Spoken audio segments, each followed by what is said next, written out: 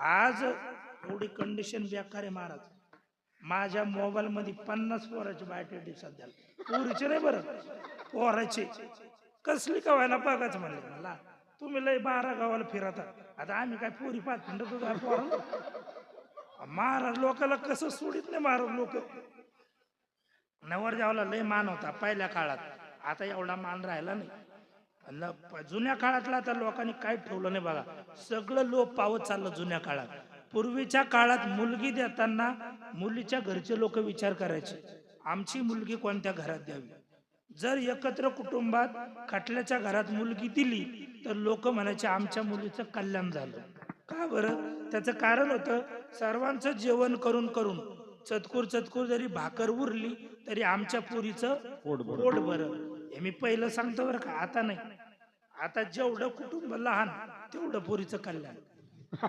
परवा एक माणूस मला पत्रिका द्यायला आला, म्हणला महाराज आमच्या दिदीचं लग्न आहे म्हणले 5 जानेवारीला यश लॉन्सला, या तुम्ही आशीर्वाद द्यायला ढोरकीनला. म्हणलं बर.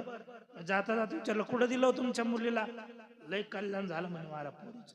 म्हणलं तरी, अहो टेन्शनच नाही राहिलं. म्हणलं तरी, अहो आमच्या मुलीचं एवढं कल्याण झालं. म्हणलं सांगा मग. त्याने मला खरं सांगू का, आमच्या पोरीला सासू नाही, सासरा नाही, देर नाही, जाव नाही, ननंद नाही.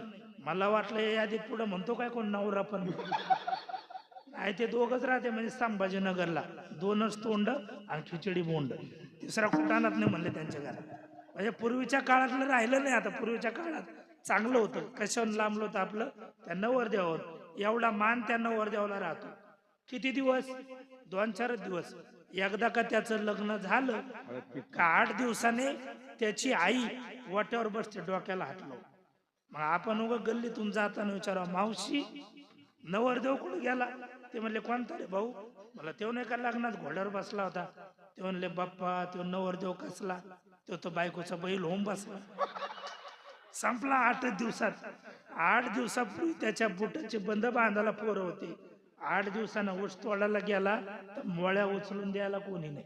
काळ संपला, अनुभव संपला.